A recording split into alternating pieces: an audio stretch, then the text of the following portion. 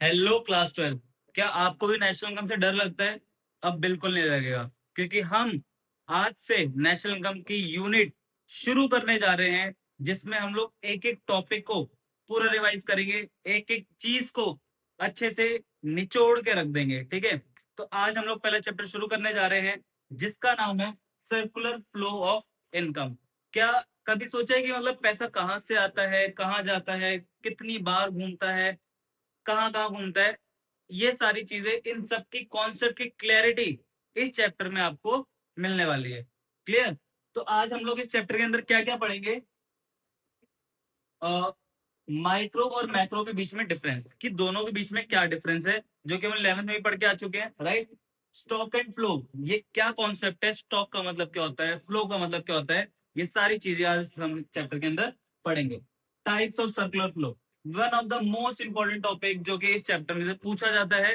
Types of circular flow, क्या पहले तो सर्कुलर फ्लो क्या होता है ये जानेंगे, उसके टाइप्स क्या क्या है वो जानेंगे। सब पेपर में बहुत बार रिपीट हो गए हैं, तो बहुत ध्यान से सुनना। Circular flow of two sector economy, हमारी इकोनॉमी 4 सेक्टर की है, ठीक है, और सिलेबस में सिर्फ हमको 2 सेक्टर इकोनॉमी पढ़ना है। तो यहाँ पे हम देखेंगे कि क्या क्या चीजें हमारे लिए इंपॉर्टेंट है और क्या क्या चीजें हमको अच्छे से करनी है। क्लियर है? चलो, लेट्स स्टार्ट।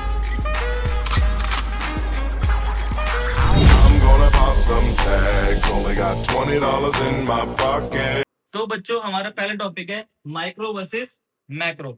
माइक्रो इकोनॉमिक्स और मैक्रो इकोनॉमिक्स में क्या फर्क है? वैसे 11th में आप पढ़ के आ चुके हो, 11th के पॉइंट ऑफ व्यू से बहुत ज्यादा इंपॉर्टेंट टॉपिक था। 12th में बहुत ही रेयर चांसेस होते हैं इसको पेपर में आने के लिए, बट इसको फिर भी हम लोग एक बार देख लेते हैं। मैक्रो, मैक्रो में ए आता है, तो ए मींस एग्रीगेट। एग्रीगेट का मतलब होता है जब हम लोग इकोनॉमी एज ए होल देखें, सारी चीजों को एक साथ लेकर देखें, that is called macroeconomics. It has been derived from Greek word means macros, जिसका मतलब होता है large.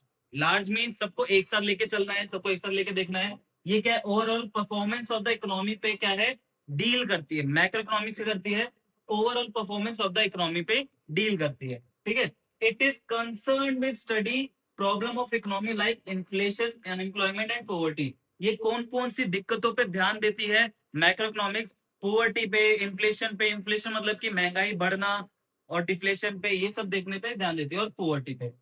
Macro economy is the part of economic theory which study aggregates. मैंने बोला ए फॉर एग्रीगेट, तो ये सिर्फ किस पे ध्यान देता है? एग्रीगेट्स पे, इकोनॉमी एज एन होल पे। क्लियर है? चलो, जो हमारा माइक्रो है, एम आई, उसके अंदर आ जाता है आई। क्या आ जाता है? आई। तो I for individual, I for individual.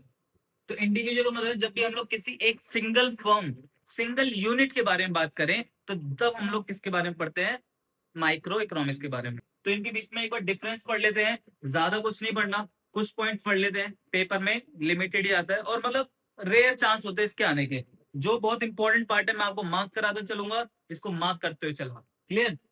Now, micro economics और मैक्रो इकोनॉमिक्स में क्या डिफरेंस होता है? It is the study of particular industry, particular मतलब individual industry segment of the economy. ठीक है, और मैक्रो इकोनॉमिक्स में इकोनॉमी एज अ होल, ये पूरे इकोनॉमी को एक साथ लेके चलती है, एक साथ उसको पढ़ती है। क्लियर है? इसका पर्पस क्या होता है माइक्रो इकोनॉमिक्स का? Analyse market and determine the price level. ये सिर्फ प्राइस लेवल को देखता है माइक्रो इकोनॉमिक्स। आप 11 में पढ़ के आए होंगे, प्राइस डिटर्मिनेशन पढ़ा है ना, लास्ट चैप्टर जो था हमारा। इसमें एक माइक्रो इकोनॉमिक्स हम लोग क्या देखते हैं? नेशनल इनकम, इकोनॉमिक ग्रोथ, कि हमारी इकोनॉमी का कितना ग्रोथ हो रहा है, क्या नेशनल इनकम है, ये सब इसके अंदर देखते हैं। It deal with supply, demand, production, price, level. तो ये सब हम लोग 11th क्लास में हर चैप्टर के अंदर पढ़ के आ चुके हैं ना, कि सप्लाई क्या होता है, डिमांड क्या होता है, प्रोडक्शन क्या होता है, प्राइस लेवल क्या है, ये सब पढ़ के आ चुके हैं। और यहाँ पे मैक्रो इकोनॉमिक्स की बुक में हम क्या क्या पढ़ेंगे? It deal with the national income, हमारा जो पहला ही यूनिट है। ठीक है, distribution of income, employment, money, ये सब चीजें हम लोग क्या है इसके अंदर पढ़ेंगे मैक्रो इकोनॉमिक्स के अंदर। It is main determinant is the price, इसका मेन डिटर्मिनेंट क्या होता है? प्राइस, इसका होता है इनकम। ठीक है, इसमें 4 से 5 पॉइंट ही आप पढ़ लेना, बहुत ज्यादा इंपॉर्टेंट नहीं है, पेपर में बहुत ही रेयर आता है, बट फिर भी जो रेयर आता है इसका मतलब ये नहीं कि उसको स्किप ही कर दें, पढ़ लो, क्या पता पेपर में आ जाए। क्लियर है? स्किप कुछ नहीं करना, बट जो ज्यादा इंपॉर्टेंट उस पर बहुत ज्यादा ध्यान देना है, जो कम इंपॉर्टेंट है उसको स्किप तो नहीं करना। ठीक है, चलो, सर्कुलर फ्लो ऑफ इनकम, यहाँ पे जो हमारा मेन पॉइंट, मेन चैप्टर शुरू होता है, यहाँ से शुरू होता है। The unlimited and recurring bond of human being have made production process continuous. देखो, हमने पहले चैप्टर माइक्रो इकोनॉमिक्स में पढ़ा था कि human wants are unlimited but resources are limited, ठीक है। तो यहाँ पे भी सेम चीज हम देख रहे हैं, ह्यूमन वांट क्या है, अनलिमिटेड है, और रिकरिंग, रिकरिंग मतलब कि बार बार होती है, मतलब हर चीज की बार बार चाह होती है, ठीक है। तो यहाँ पे प्रोडक्शन प्रोसेस को बार बार क्या है, रिपीट होता है, कॉन्टिन्यूस प्रोसेस होता है। In this process different factor of production क्या है, यूज होते हैं, ठीक है। अब ये क्या है, फैक्टर प्रोडक्शन क्या होता है, अब ये फैक्टर प्रोडक्शन क्या है, ये तो कंफ्यूज आ गया कि फैक्टर प्रोडक्शन क्या होता है। Then what are the factors, factors क्या होते हैं, मतलब कि जो भी चीज बनाने में हमको हेल्प करे, जैसे कि मैंने बिस्किट बनाया, ठीक है, बिस्किट को बनाने में जो जो चीजें हमारी लगी, तो that is called factor of production. Production करने के लिए जो हमारे फैक्टर्स यूज हुए, तो that is called factor of production. Clear है। तो factor of production is the input, input use to produce good and services, that is called factor of production. Clear है। चलो नेक्स्ट, तो यहाँ पे मैंने एक निमोनिक बनाया है फैक्टर ऑफ प्रोडक्शन का, क्या, लाला का एंटरप्राइज, लाला का एंटरप्राइज, लाला का एंटरप्राइज, ठीक है। तो लाला का एंटरप्राइज क्या है, law, first law is land, ठीक है, दूसरा ला इज लेबर, ठीक है, third is capital, C A for capital, fourth is enterprise. जब इन चारों को हम लोग जोड़ देंगे तो हमारे फैक्टर ऑफ प्रोडक्शन बन जाते हैं, ठीक है। इन चारों के हेल्प से हमारा क्या है, प्रोडक्शन होता है। जैसे सपोज बिस्किट बनाना है, बिस्किट बनाने के लिए हवा में तो बनाओगे नहीं, जमीन चाहिए होगी, ठीक है। फिर उसके बाद हमको कुछ लेबर चाहिए होंगे बिस्किट बनाने के लिए, फिर कैपिटल चाहिए होगा, मतलब मशीन चाहिए होगी, है ना। फिर एंटरप्राइज, एंटरप्राइज का मतलब होता है कि हमको वहां पे मेन लोग चाहिए कि उसको जो ऑर्गेनाइज करे, ठीक है, उसको देखे, ठीक है, एंटरप्राइज। क्लियर है। अब जब इन चारों को हम लोग जोड़ देते हैं तो हमको क्या मिलता है, फैक्टर ऑफ प्रोडक्शन। क्लियर है। Now in every economy three activity never stop, हमेशा ध्यान रखना किसी भी इकोनॉमी में, अगर इकोनॉमी चल रही है तो ये तीन एक्टिविटी चलती ही रहती हैं, कभी नहीं रुकती। क्या, production of good and services, कि हमारा प्रोडक्शन क्या है, गुड एंड सर्विसेज का चलता जा रहा है। जनरेशन ऑफ इनकम, जब प्रोडक्शन हो रहा है, प्रोडक्शन हो रहा है इट मींस क्या है, कहीं ना कहीं बिक रहा होगा, तभी तो, जब कहीं बिक रहा है तो किसी ना किसी के लिए इनकम होगी, तो generation of income in terms of wages interest, किसी को वेज मिल रहा होगा, ठीक है, किसी को सैलरी मिल रही होगी, किसी को इंटरेस्ट मिल रहा होगा, किसी को रेंट मिल रहा होगा, किसी को प्रॉफिट मिल रहा होगा, ठीक है। अब एक चीज और, जब किसी ने प्रोडक्शन किया, जब किसी ने प्रोडक्शन किया तो किसी ना उसने किसी को बेचा होगा, जब किसी ने बेचा होगा तो किसी के लिए इनकम होगी, तो किसी के लिए खर्चा होगा, ठीक है। तो एक्सपेंडिचर, तीन चीजें हमारी इकोनॉमी में चलती ही रहती हैं, क्या, प्रोडक्शन, जनरेशन ऑफ इनकम और एक्सपेंडिचर। एक्सपेंडिचर किस टर्म में होता है, कंजम्पशन एक्सपेंडिचर और इन्वेस्टमेंट एक्सपेंडिचर। कंजम्पशन, या तो मैं कोई चीज खरीद रहा हूँ, कंज्यूम कर रहा हूँ, या तो मैं इन्वेस्ट कर रहा हूँ, जैसे मैंने गोल्ड खरीद लिया इन्वेस्टमेंट पर्पस के लिए, बॉन्ड्स खरीद लिए, शेयर्स खरीद लिए, ये सब मैंने कर लिया इन्वेस्टमेंट पर्पस के लिए, ठीक है। तो ये मेरा क्या है, तीन चीजें जो इकोनॉमी में चलती रहती है। In fact these activity lifeline of an economy, और ये ही एक्टिविटी हमारी क्या है, लाइफलाइन है हमारी इकोनॉमी के लिए। It is difficult to trace beginning of this activity, it is impossible to predict their end. हम ये कभी नहीं देख सकते कि कहाँ से शुरू हो रहा है, कहाँ पे खत्म हो रहा है, कि इसको डिफिकल्ट है ट्रेस करना बेसिकली, ठीक है। Production and income and expenditure, ये क्या है, फ्लो वेरिएबल है। फ्लो वेरिएबल मतलब चलते रहते हैं, चलते रहते हैं, चलते रहते हैं, रुकते नहीं है, ठीक है। These have been existing circle without beginning and end. अब इस सर्कल में जो चलता रहता है, ये जो तीनों चीजें चलती रहती हैं, इनकम, एक्सपेंडिचर और प्रोडक्शन, ये कभी रुकते ही नहीं है। हमको कभी नहीं पता कि एक्सपेंडिचर से शुरू हुआ है या प्रोडक्शन से शुरू हुआ है या इनकम से शुरू हुआ है। तो ना इसका कोई बिगिनिंग होता है, ना कोई इसका एंड होता है। तो अब मेन डेफिनेशन क्या है सर्कुलर फ्लो ऑफ इनकम की, ये जान लेते हैं। Circular flow of income refers to the unending flow, ये कभी खत्म होने वाला फ्लो है ही नहीं, चलता ही रहता है। Of the activity production, income generation होगा, ठीक है, प्रोडक्शन होगा और एक्सपेंडिचर इसके अंदर इन्वॉल्व होता है, ठीक है। इन्वॉल्विंग डिफरेंट सेक्टर, अब ये सेक्टर सेक्टर हम लोग पढ़ रहे हैं, ये सेक्टर है क्या, कौन से सेक्टर, चंडीगढ़ के सेक्टर, दिल्ली के सेक्टर नहीं, यहाँ पे इकोनॉमी में हमारे चार सेक्टर होते हैं। कौन कौन से होते हैं, आगे बढ़ेंगे। ठीक है, यहाँ पे अलग अलग सेक्टर को क्या इन्वॉल्व किया जाता है, ठीक है, किसमें, इन प्रोसेस में, प्रोडक्शन में, इनकम में और एक्सपेंडिचर में। क्लियर है यहाँ तक? चलो, of the economy producer and the house hold in particular, basically क्या कह रहा है, हमारी इकोनॉमी में जितने भी सेक्टर्स होते हैं ना, उसके अंदर ये तीनों हमारे चीजें इन्वॉल्व होती है, एक्सपेंडिचर भी, इनकम भी और प्रोडक्शन भी। क्लियर है? चलो नेक्स्ट स्लाइड पे चलते हैं। Now phases of circular flow of income, यहाँ पे सर्कुलर फ्लो के क्या क्या फेजेस है वो जानते हैं। ठीक है, पहला फेज प्रोडक्शन, हम लोग पहले प्रोडक्शन करेंगे, ठीक है, प्रोडक्शन करेंगे तभी तो कोई ना कोई उसको खरीदेगा, राइट? तो पहला है हमारा फेज ऑफ प्रोडक्शन। जब प्रोडक्शन हो गया तो फेज ऑफ इनकम जनरेशन, जब मैंने बिस्किट बना दिया तो बेचा होगा, जब मैंने बेचा तो मेरे लिए क्या है, वो इनकम है, तो phase of income generation. Third phase जो होता है, जब मैंने उसको बेचा तो मेरे लिए तो इनकम है, सामने वाले के लिए क्या है, एक्सपेंडिचर है, ठीक है, एक्सपेंडिचर है। ये तीन चीजें हम लोग पीछे भी पढ़ के आ चुके हैं, तो यही फेजेस हैं किसके, सर्कुलर फ्लो के। क्लियर है? तो जनरेशन फेज मैंने अभी समझा दिया। Distribution phase, it means the phase involve flow of factor income. Factor income, जब किसी की इनकम जनरेट होती है तो उसको हम लोग डिस्ट्रीब्यूशन फेज भी बोलते हैं। जब मैं अपना सामान बना के किसी को बेचूंगा तो मेरे लिए इनकम होगी ना, इट मींस क्या है, मैं क्या डिस्ट्रीब्यूट कर रहा हूँ। क्लियर है? तो this is called distribution phase.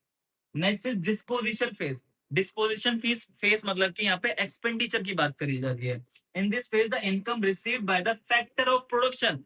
What is factor of production? अभी पढ़ के आए थे ना, जब इनकम रिसीव्ड होती है किसके थ्रू, फैक्टर ऑफ प्रोडक्शन के through, is spent on good and services produced by the firm. जब फर्म जो है, फर्म मीन्स जो सामान बना रही है, जब वो पैसा पे करती है किसको, जिसने फैक्टर ऑफ प्रोडक्शन दिया है। फैक्टर ऑफ प्रोडक्शन क्या है, लाला का एंटरप्राइज। जब उनको पैसा मिलता है तो फर्म के लिए क्या है, खर्चा है ना।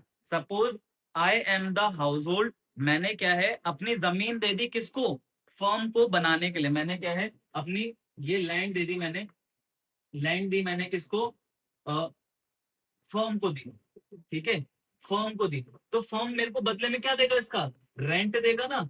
तो रेंट मेरे लिए क्या है, इनकम है। रेंट मेरे लिए क्या है, इनकम है। और फर्म के लिए क्या है, एक्सपेंडिचर है। फर्म के लिए क्या है, एक्सपेंडिचर है। क्लियर है? समझ में आ गया यहाँ तक? चलो नेक्स्ट स्लाइड पे चलते हैं। नाउ एक अगला हमारा कॉन्सेप्ट आता है स्टॉक और फ्लो का। स्टॉक का मतलब क्या होता है और फ्लो का मतलब क्या होता है, ठीक है। तो स्टॉक और फ्लो का मतलब होता क्या है ये समझ लिया आपने, पहले भी सुना होगा कि हमारे पास इतना स्टॉक रखा हुआ है, ठीक है। तो स्टॉक मतलब जो रुका हुआ है, फ्लो मतलब चलता रहता है। इसको अब इकोनॉमिक्स के टर्म में कैसे पढ़ते हैं ये समझ लेते हैं। Stock variable refers to that variable. Stock variable क्या होता है, ऐसे वेरिएबल होते हैं which is measured at particular point of time. जब देखो इसकी डेफिनेशन, एक डेफिनेशन में ना एक पॉइंट आपको याद रखना है, क्या, at a particular point of time. एक पर्टिकुलर पॉइंट ऑफ टाइम पे मेरे पास कितना सामान रखा है, दैट इज कॉल्ड स्टॉक, ठीक है। अब फ्लो पे आते हैं। Flow variable refers to that variable which is major stock of water in tank over a period of time। ध्यान से सुनो, over a period of time, over a period of time। Clear है? समझ में आ गया? तो स्टॉक के लिए क्या ऐड करना है, at a particular point of time. Flow के लिए क्या कहते हैं ना, over a period of time. अब इसका मतलब समझ लेते हैं। अभी मेरे जेब में कितने रुपए रखे हैं तो उसको बोलेंगे स्टॉक, ठीक है। अब मैं बोलूंगा कल से लेके आज तक मेरे जेब में कितने रुपए थे, तो ये हो जाएगा फ्लो कॉन्सेप्ट। क्लियर है? कि एक मैं एक over a period of time की बात कर रहा हूँ कि उस दिन से लेके आज तक कि पूरे साल में मेरे पास मेरे बैंक में कितने पैसे थे, तो फ्लो कॉन्सेप्ट हो गया। स्टॉक कॉन्सेप्ट हो गया अभी at the point of time, अभी मेरे जेब में कितने रुपए हैं, तो this is called stock concept. Clear है? समझ में आ गया? अब आगे बढ़ते हैं। Suppose on 1 January 2025 there were 20,000 in your bank, कि 1 जनवरी को वो at the point of time 20,000 रुपए मेरे अकाउंट में थे, ठीक है। You may receive 1,000 per month as pocket. हर बार आपको क्या, हर महीने क्या है, 1,500 रुपए क्या है महीने में मिलते रहते हैं। तो ये क्या हो गया हमारा flow concept. Over a period of time की बात कर रहे हैं ना, कि हर महीने मिलते हैं, चलता आ रहा है, ठीक है। चलो यहाँ पे हम लोग देख लेते हैं। सिमिलरली ऑन 10 जनवरी देर वर 25,000। 10 जनवरी को कितने थे, 25,000 थे। अब यहाँ पे क्या है, यहाँ पे 50 रुपए क्या है, हर दिन आप क्या खर्च करते रहते हो, तो ये क्या है, खर्च करते रहते हो ना हर दिन, तो over a period of time की बात कर रहे हैं, और यहाँ पे at a particular point of time की बात कर रहे हैं। क्लियर है? All such value, stock values, as these are measured as a specific point of time. जब भी किसी स्पेसिफिक पॉइंट ऑफ टाइम की बात करेंगे तो हमारा स्टॉक कॉन्सेप्ट होगा। ठीक है? All these value quantity are flow. जब हम लोग यहाँ पे एक घंटे की बात करेंगे, एक घंटे में कितना था, एक दिन में आपके पास कितना पैसा था, पूरे मंथ में मतलब उस दिन से लेके अभी तक कितना पैसा था, उस ईयर से लेके अभी तक कितना पैसा, मतलब over a period of time की बात करें तो that is called flow concept. ठीक है? तो ये जो चलता जा रहा है तो दिस इज कॉल्ड फ्लो, और ये जो स्टॉक है वो स्टॉक है। ठीक है? चलो, फ्लो क्या होता है? इनकम। देखो फ्लो के एग्जांपल समझ लो। ठीक है? कई बार पेपर में पूछ लिया जाते हैं। Income, expenditure, production, consumption, interest are the notable example of the flow variable. तो ये प्रोडक्शन चलता रहता है, इनकम चलती रहती है, एक्सपेंडिचर होता रहता है, ये सारे हमारे फ्लो कॉन्सेप्ट के एग्जांपल है। स्टॉक के क्या होता है? कैपिटल, कि मेरे पास कितना कैपिटल रखा है। क्वांटिटी ऑफ मनी, कितने क्वांटिटी ऑफ मनी मेरे पास अभी अवेलेबल है, तो that is called stock variable. I hope सबको ये कॉन्सेप्ट क्लियर हो रहे होंगे। पेपर में डायरेक्ट बहुत बार पूछा गया है स्टॉक और फ्लो का क्या मतलब होता है, और इनडायरेक्टली असर्शन रीजन में बहुत बार पूछा गया है इस। ठीक है, cut cut cut cut cut. ठीक है, यहाँ से समझ लेगा, अब आगे। तो इस सीरीज में हमारे साथ बने रहिए, तो इसमें मैं असर्शन रीजन एमसीक्यू सब क्लियर करवाऊंगा। आगे देखते हैं। नाउ स्टॉक वर्सेस फ्लो हम पढ़ के आ चुके हैं। अब यहाँ पे हम लोग नेक्स्ट कॉन्सेप्ट पढ़ेंगे, types of circular flow. Circular flow के क्या टाइप्स होते हैं। अब यहाँ से हमारा मेन टॉपिक शुरू होने वाला है, जो कि पेपर में बहुत बहुत बार पूछा गया है, डायरेक्ट और इनडायरेक्ट दोनों में। ठीक है? चलो, दो तरह के हमारे फ्लोज होते हैं। ठीक है? दो तरह के हमारे सर्कुलर फ्लो होते हैं। क्या? एक होता है रियल फ्लो, और दूसरा होता है हमारा मनी फ्लो। ठीक है? रियल फ्लो और मनी फ्लो, आपको बस अब इतना याद रखना है, एक रियल फ्लो होता है और दूसरा हमारा मनी फ्लो होता है। क्लियर है यहाँ तक? चलो, अब जब मैं रियल फ्लो को और मनी फ्लो को दोनों को जोड़ दूं तो मेरा इंटरसेक्टरल फ्लो बनता है। इसको मैं बहुत अच्छे से आगे समझाने वाला हूँ। ठीक है? बने रहिए। तो रियल फ्लो क्या होता है? Refers to the flow of goods and services. जब सिर्फ गुड्स एंड सर्विसेज की बात करी जाएगी हमारे इकोनॉमी में, तो that is called real flow. Clear है? जब हमारे इकोनॉमी में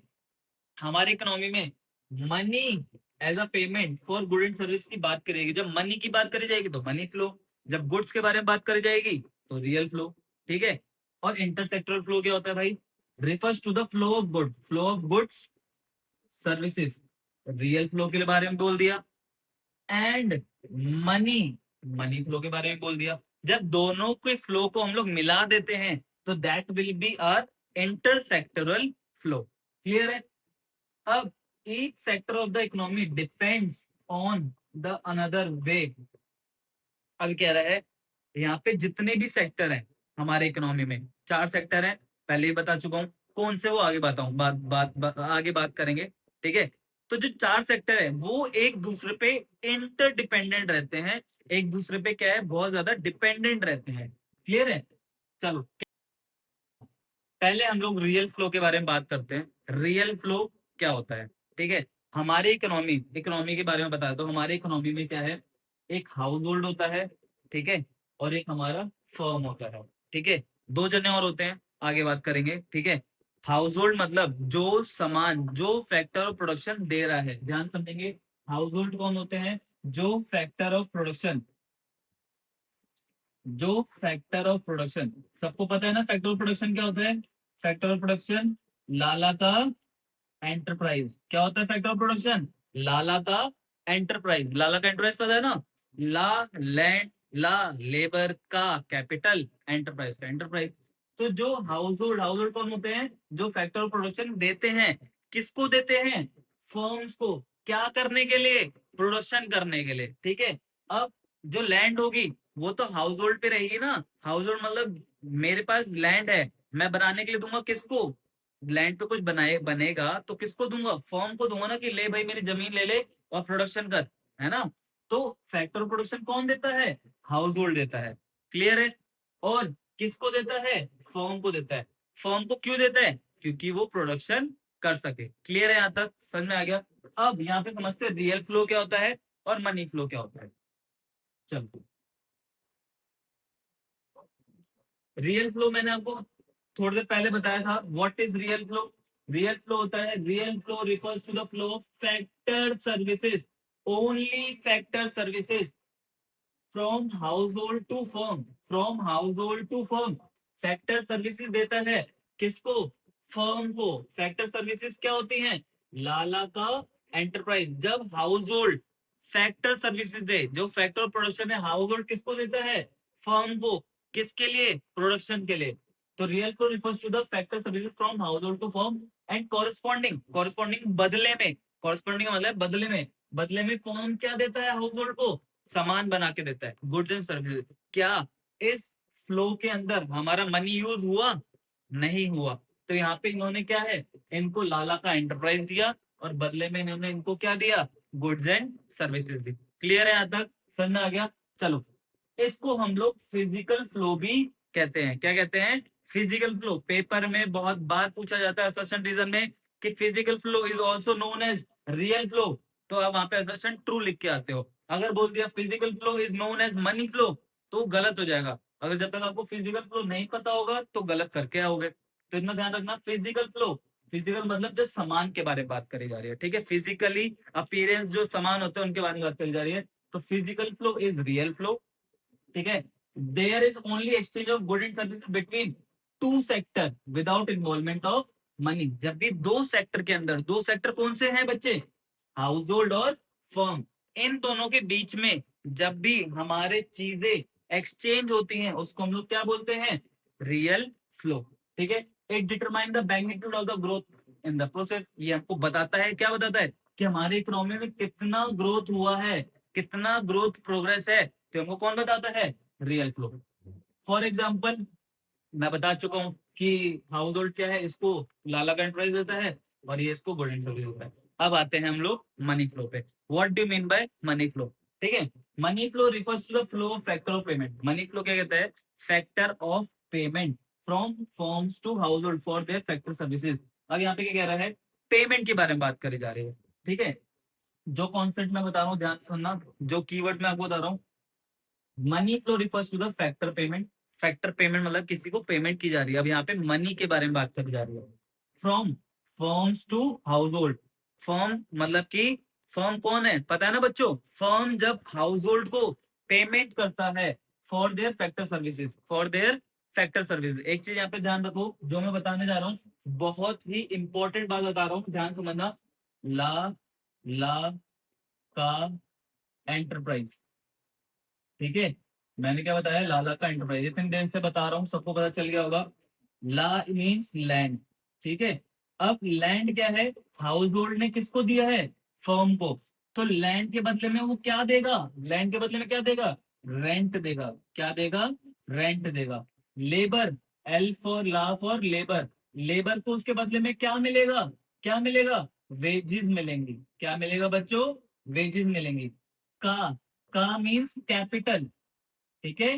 कैपिटल, कैपिटल में क्या मिलेगा? कैपिटल के बदले क्या मिलेगा? इंटरेस्ट मिलेगा। क्या मिलेगा? इंटरेस्ट मिलेगा। क्लियर है? अब एंटरप्राइज, जब आप कोई भी एंटरप्राइज खोलते हो उसके बदले में आप क्या चाहते हो कि क्या मिले? प्रॉफिट मिले। क्या मिले बच्चों? प्रॉफिट मिले। क्लियर है यहाँ तक? समझ में आ गया? तो यही जो लैंड के बदले रेंट दिया जा रहा है, लेबर को वेजेस दी जा रही है, कैपिटल के बदले इंटरेस्ट दिया जा रहा है, एंटरप्राइज वाले प्रॉफिट दिया जा रहा है, ये पेमेंट ही है बच्चों। पेमेंट जब देता है कौन? फैक्टर पेमेंट देता है हाउस फर्म, किसको देता है? हाउस होल्ड को। That is called money flow. Clear है यहाँ तक? समझ में आ गया? चलो, तो यहाँ पे क्या है?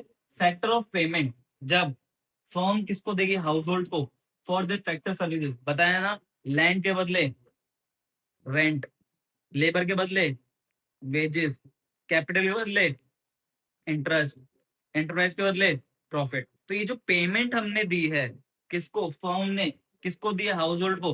तो फर्म के लिए बच्चों क्या हो गई, पेमेंट हो गई ना, और हाउस होल्ड के लिए क्या है, इनकम है। ठीक है, तो for their factor services and corresponding flow of consumption expenditure from household to firm. अब देखो मैं समझाता हूँ, ध्यान से समझना। ये हाउस होल्ड है, ठीक है, और ये क्या है, फर्म। फर्म ने क्या है, पेमेंट करी है किसको, हाउस होल्ड को, और हाउस होल्ड ने क्या किया है, कंजम्पशन एक्सपेंडिचर किया है। अब देखो जब मेरे पास पैसा आएगा तो मैं अपनी जेब में थोड़ी रख लूंगा या घर में संभाल के थोड़ी रख लूंगा, कुछ ना कुछ तो कहीं ना कहीं खर्च करूंगा ना।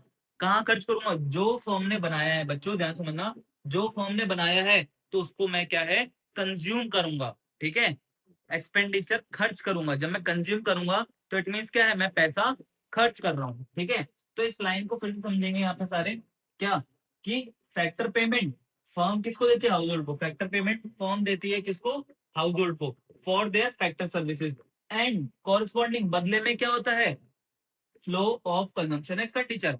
फ्लो ऑफ कंजम्पशन एक्सपेंडिचर, जो कंजम्पशन एक्सपेंडिचर है वो कौन करता है, हाउस होल्ड करता है एक्सपेंडिचर, और किसको मिलता है पैसा, फर्म को। तो यहाँ पे पैसे के बारे में बात करें, that is why it is called money flow.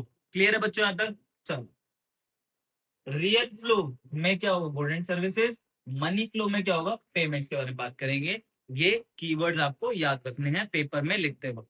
ठीक है, चलो अब यहाँ पे आते, तो हाउस होल्ड क्या है, कंजम्पशन एक्सपेंडिचर करेगा किसके पास, फर्म के पास, और फर्म क्या है, फैक्टर पेमेंट देगी किसको, हाउस होल्ड को। ये मैं बहुत अच्छे से पिछली क्लास में बता के आ चुका हूँ। ठीक है, लैंड के बदले क्या मिलता है बच्चों, रेंट मिलता है। लेबर के बदले क्या मिलता है बच्चों, वेजेस मिलते हैं। कैपिटल के बदले क्या मिलता है बच्चों, इंटरेस्ट मिलता है, और एंटरप्राइज के बदले प्रॉफिट। ये हम बहुत अच्छे से कर चुके हैं और समझ चुके हैं। अब इतनी देर से मैं बार बार चिल्ला रहा हूँ, फोर सेक्टर इकोनॉमी है, फोर सेक्टर इकोनॉमी है। ये सेक्टर क्या है, चंडीगढ़ के हैं, दिल्ली के। अब यहाँ पे हम लोग पढ़ने वाले हैं four sector of the economy. Economy के हमारे कौन कौन से चार सेक्टर हैं, हमारे इकोनॉमी में सिर्फ चार ही जने हैं जो मेन तरीके से काम करते हैं। कौन कौन है, पहला है हाउस होल्ड। हाउस होल्ड क्या है, काम करता है। ठीक है, प्रोडक्शन, हाउस होल्ड, एक हाउस होल्ड है मतलब कि घर है जो कि हमको फैक्टर प्रोडक्शन प्रोवाइड करता है। क्लियर है। दूसरा है प्रोड्यूसिंग सेक्टर। प्रोड्यूसिंग सेक्टर कौन होते हैं, फर्म्स होते हैं जो कि प्रोडक्शन करते हैं। तीसरा जो बीच में आता है, गवर्नमेंट। गवर्नमेंट क्या करती है बच्चों, गवर्नमेंट यहाँ पे टैक्सेस लेती है, सब्सिडीज देती है। अब बहुत से लोगों को सब्सिडीज नहीं पता होंगी, सब्सिडीज क्या होंगी। सब्सिडीज एक तरह की, आगे हम आने वाले चैप्टर्स में बहुत अच्छे से पढ़ेंगे। इतना समझ लो, सब्सिडीज एक तरह का डिस्काउंट होता है जो कि किसको मिलता है, पब्लिक को मिलता है। क्लियर है, चलो। दूसरा आता है, चौथा आता है फॉरेन सेक्टर। फॉरेन सेक्टर, तो बच्चे चार जने होते हैं हमारी इकोनॉमी में जो कि हमारी इकोनॉमी को चलाते हैं। पहला हाउस होल्ड सेक्टर जो कि फैक्टर प्रोडक्शन देता है किसको, फर्म को। दूसरा है प्रोड्यूसिंग सेक्टर जो कि चीजों को बनाता है, प्रोडक्शन करता है। Next is our government sector. Government sector का मतलब क्या होता है, गवर्नमेंट सेक्टर मींस यहाँ पे गवर्नमेंट अपना काम करती है, एक्सपेंडिचर करती है, खर्चा करती है, और लोगों से टैक्स लेती है। क्लियर है। फॉरेन सेक्टर, जब भी हम लोग इंपोर्ट एक्सपोर्ट करें, ठीक है, बाहर से सामान आ रहा है, यहाँ से बाहर जा रहा है, तो इसको हम लोग फॉरेन सेक्टर बोलते हैं। ठीक है, आइए सबको एक एक करके पढ़ लेते हैं। Household sector, household sector it include the consumer. Household, we are the household sector. Consumer, जो भी चीज मैं कंज्यूम, जब भी मैं कोई चीज सामान लेने जा रहा हूँ, दूध लेने जा रहा हूँ, बिस्किट लेने जा रहा हूँ, तो I am the consumer, I am the household sector. ठीक है, जब भी मैं किसी भी चीज का कंज्यूम करूंगा, गुड एंड सर्विस का, ऑल्सो हम ओनर होते हैं। हम क्या, ओनर होते हैं किसके, फैक्टर ऑफ प्रोडक्शन के। मेरे पास जमीन है, मैं किसको दूंगा, फर्म को दूंगा, क्या करने के लिए, सामान बनाने के लिए, प्रोडक्शन करने के लिए। तो I am the owner of that land. Clear है, तो हम ओनर होते हैं और हम क्या होते हैं, कंज्यूमर होते हैं। दे सप्लाई फैक्टर लाइक, हम लोग क्या सप्लाई करते हैं बच्चों, लैंड, लेबर, कैपिटल, एंटरप्रेन्योर, ये सब हम लोग क्या सप्लाई करते हैं किसको, फर्म को, टू प्रोडक्शन। ठीक है, और हमको बदले में क्या मिलता है, इनकम मिलती है। तो मैंने अभी थोड़ा पहले बताया था, लैंड के बदले क्या मिलता है बच्चों, रेंट मिलता है। लेबर के बदले क्या मिलता है बच्चों, वेजेस मिलते हैं। कैपिटल के बदले क्या मिलता है बच्चों, इंटरेस्ट मिलता है। एंटरप्राइज के बदले प्रॉफिट मिलता है। तो ये सब चीजें हमने यहाँ पे देखी किसमें, हाउस होल्ड क्या है और हाउस होल्ड सेक्टर का मतलब क्या है। चलो नेक्स्ट, नाउ प्रोड्यूसिंग सेक्टर। ठीक है। अभी प्रोड्यूसिंग सेक्टर कौन होते हैं भाई? इतना तो आपको पता चल गया होगा कि प्रोड्यूसिंग सेक्टर क्या होते हैं। इट इंक्लूड प्रोड्यूसिंग फर्म, जितने भी चीजें जो भी इकोनॉमी बना रहे हैं वो सारे हमारे प्रोड्यूसिंग सेक्टर के अंदर आते हैं। To produce good and services the firm hire factor of production. किसी भी चीज को बनाने के लिए फर्म क्या है, फैक्टर ऑफ प्रोडक्शन को क्या करती है, हायर करती है। From the house hold, it means house hold से क्या है वो फैक्टर ऑफ प्रोडक्शन ले रही है। तो बच्चों बताओ फैक्टर ऑफ प्रोडक्शन क्या होता है? लाला का एंटरप्राइज। लाला का enterprise means labour, land, capital, enterprise. Household consume goods and services to satisfy their want, firm produce goods to service make a profit. अब यहाँ पे हाउस होल्ड क्या करती है, कंज्यूम करती है अपने वांट्स को सेटिस्फाई करने के लिए, और प्रोड्यूसिंग सेक्टर सामान क्यों बनाती है बताओ, प्रॉफिट करने के लिए। क्लियर है। Third sector, government sector. Government sector it acts in two capacities, ये दो कैपेसिटीज में एक्ट करती हैं। पहली क्या है, as a welfare agency. Welfare agency जैसे मैंने आपको बताया था, सब्सिडीज देती हैं, छूट देती हैं। जैसे कि पहले इलेक्ट्रिक व्हीकल को प्रमोट करने के लिए गवर्नमेंट ने बोला था जो भी इलेक्ट्रिक व्हीकल खरीदेगा उसको हम लोग सब्सिडीज देंगे। सपोज 1 लाख की क्या आ रही है, इलेक्ट्रिक व्हीकल आ रही है, ठीक है, उसमें 20,000 गवर्नमेंट ने क्या सब्सिडी दे दी, मतलब कि जो भी इलेक्ट्रिक व्हीकल खरीदेगा उसको 20,000 का ऑफ मिलेगा। तो this is called welfare agency. It involve in maintaining law and order, और गवर्नमेंट यहाँ पे लॉ एंड ऑर्डर बनाती है। Defence, other services, public welfare, ये सब चीजें क्या है गवर्नमेंट यहाँ पे करती है। पहला क्या है, वेलफेयर का काम करती है, दूसरा क्या है, प्रोड्यूसर का काम करती है। कैसे? It produce good and services in public sector. आपको आपने पढ़ रखा होगा बीएसटी के अंदर, पब्लिक सेक्टर क्या होती है, जो कि गवर्नमेंट के अंडर आती हैं, जो कि चीजें प्रोड्यूस करती हैं। क्लियर है, very nice. Now last is foreign sector, it means rest of the world sector, ठीक है, या एक्सटर्नल सेक्टर। ध्यान समझना, रेस्ट ऑफ द वर्ल्ड बहुत बार सुनोगे नेशनल इनकम के अंदर, पूरे यूनिट के अंदर, rest of the world, rest of the world, rest of the world. चलो, this sector include transaction with the rest of, इसका मतलब है कि जितना भी हम लोग एक्सपोर्ट करते हैं, इंपोर्ट करते हैं, कितना एक्सपोर्ट किया, कितना इंपोर्ट किया, तो यही हम लोग क्या है, ट्रांजेक्शन देखते हैं कि रेस्ट ऑफ द वर्ल्ड के साथ कितना हमारा इंपोर्ट एक्सपोर्ट हुआ। चलो, export import of good and flow of capital between domestic economy and other country. Domestic economy means India के अंदर कितना हुआ प्रोडक्शन, इंडिया के बाहर कितना हुआ, कि कितना हमने बाहर सामान बेचा, कितना हम बाहर से लेके आए, तो that is called import export. ये हमारे 4 सेक्टर है। और एक खुशी की बात जान लो बच्चों, हमारे सिलेबस में सिर्फ 2 ही सेक्टर हमको पढ़ने हैं, फर्म और हाउस होल्ड। बधाई हो। चलो, तो अब यहाँ पे हमने देखा था circular flow of two sector economy, ये हम लोग पहले पढ़ के आ चुके हैं, क्या, हाउस होल्ड और फर्म। तो ये इनको फैक्टर सर्विसेज देती है फर्म को, और ये इनको गुड एंड सर्विसेज देती है। तो बच्चों बताओ, जब ये हाउस होल्ड फैक्टर सर्विसेज इनको दे रहे हैं और ये गुड एंड सर्विसेज इनको दे रहे हैं, तो रियल फ्लो हुआ या मनी फ्लो हुआ? कमेंट पे लिख देना, ठीक है। चलो, it is the simplest form of close economy. जब भी हम लोग, ध्यान समझना, जब भी हम लोग हाउस होल्ड और फर्म की बात करेंगे, सिर्फ हाउस होल्ड फर्म की, इसके बीच में कोई भी नहीं आता, इसको बोलते हैं हम लोग क्लोज इकोनॉमी। क्या बोलते हैं? Close economy, in which there is no government sector and foreign trade. यहाँ पे कोई भी इंटरफेयर नहीं करता बच्चों, गवर्नमेंट और फॉरेन सेक्टर कोई भी यहाँ पे क्या इंटरफेयर नहीं करता है, तो this is called closed economy. Clear है, याद रहेगा कि क्लोज्ड इकोनॉमी क्या रहती है, ओपन इकोनॉमी क्या रहती है, इसको आगे बहुत अच्छे से हम लोग पढ़ेंगे आने वाले चैप्टर्स में। अभी बस इतना ध्यान रखो, क्लोज्ड इकोनॉमी जिसमें हाउस होल्ड और फर्म रहते हैं, दैट्स इट। ये देखो, ये चीजें हम लोग पढ़ के आ चुके हैं, चैप्टर खत्म होने वाला है। बधाई। अजम्पशन ऑफ मॉडल, देखो हम लोग पढ़ रहे हैं इकोनॉमिक्स। इकोनॉमिक्स किसका पार्ट है? सोशल साइंस का पार्ट है। जब तक हम लोग किसी भी मॉडल, किसी भी लॉ में अजम्पशन नहीं लगाएंगे, तो तब तक वो चीजें हमारी वैलिड नहीं होंगी। तो यहाँ पे क्या अजम्पशन है, मान लेते हैं, देख लो, देयर आर ओनली 2 सेक्टर, यहाँ पे सिर्फ 2 ही सेक्टर होते हैं हमारे इकोनॉमी में, नेमली हाउस होल्ड एंड प्रोड्यूसर। सिर्फ हमारे, हम ये मान के चलेंगे हमारे इकोनॉमी में सिर्फ 2 ही सेक्टर है, एक हाउस होल्ड और एक firm, that's it. House hold spend entire income, यहाँ पे मान के चलो बच्चों, नेशनल इनकम के क्वेश्चन नहीं हो पाएंगे अगर ये असम्पशन नहीं मानी तो। क्या असम्पशन है? The house hold spend entire income, सारे के सारे इनकम वो खर्च कर दे रहे हैं, कुछ भी सेव नहीं कर रहे, ठीक है, कुछ भी इन्वेस्ट नहीं कर रहे, ठीक है। So that there is no saving, यहाँ पे मान के चलेंगे यहाँ पे कोई भी सेविंग नहीं है। The domestic economy is a closed economy so that there are no export and import. यहाँ पे कोई भी इंपोर्ट एक्सपोर्ट नहीं होती है। अब देखो जब हाउस होल्ड और फर्म ही है यहाँ पे, तो क्या मेरे को बताओ, तो क्या यहाँ पे कोई और आएगा? नहीं, तो इसके लिए इसको हम लोग यहाँ पे क्लोज इकोनॉमी बोलते हैं। There is no government interference, ठीक है, यहाँ पे कोई भी गवर्नमेंट नहीं होती तो गवर्नमेंट का इंटरफेयर भी नहीं होगा। तो ये हमने क्या है, 4 अजम्पशन पढ़ी हैं। पेपर में जब भी आप सर्कुलर फ्लो ऑफ इनकम लिख के आओ तो पहले अजम्पशन लिखना, फिर उसको एक्सप्लेन कर देना। क्लियर है बच्चों? तो बच्चों हम ये पढ़ के आ चुके हैं, तो ध्यान से समझना, आप ही मेरे को जवाब देना। दिस इज हाउस होल्ड और दिस इज फर्म। तो जब फैक्टर सर्विसेज हाउस होल्ड किसको देती है? फर्म को देती है। फैक्टर सर्विस क्या है? फैक्टर सर्विस लाला का एंटरप्राइज, ठीक है।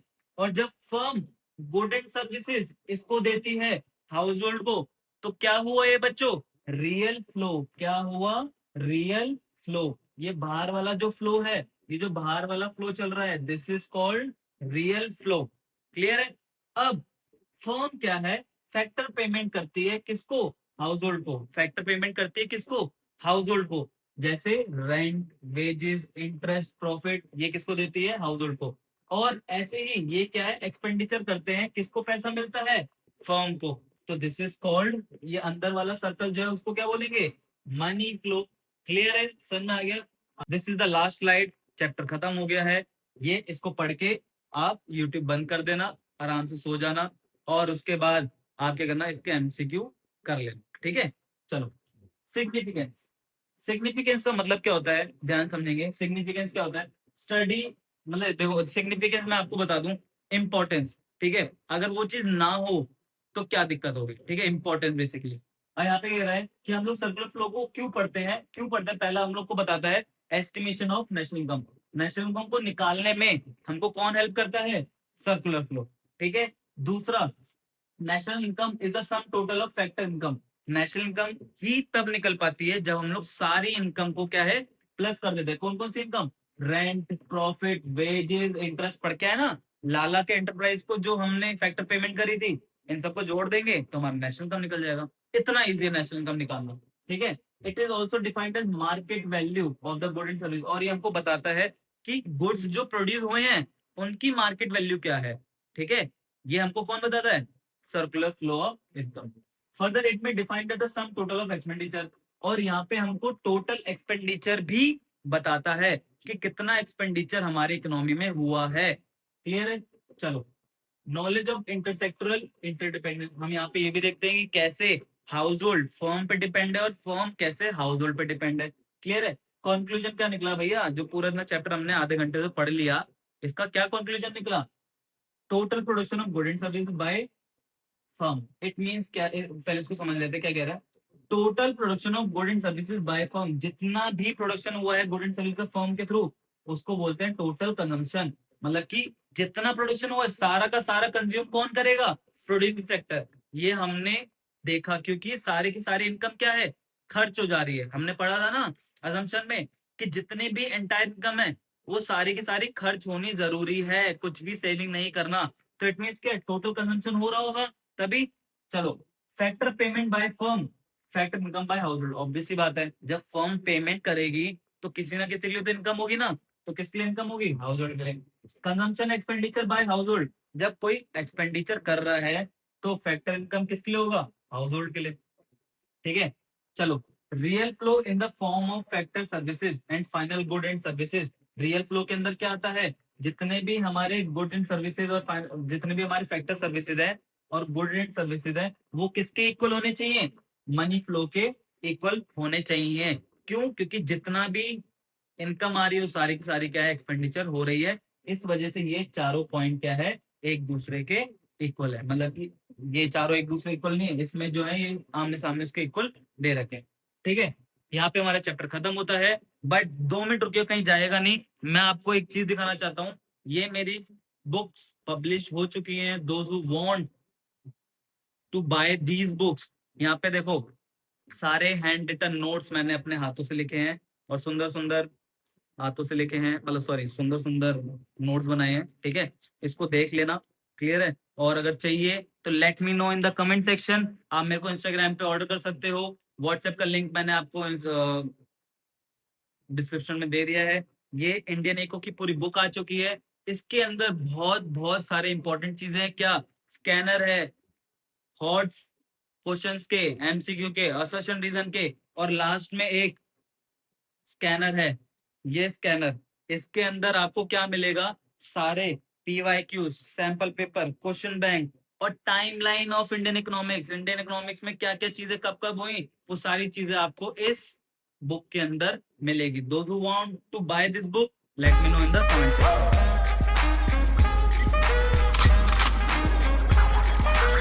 I'm gonna pop some tags.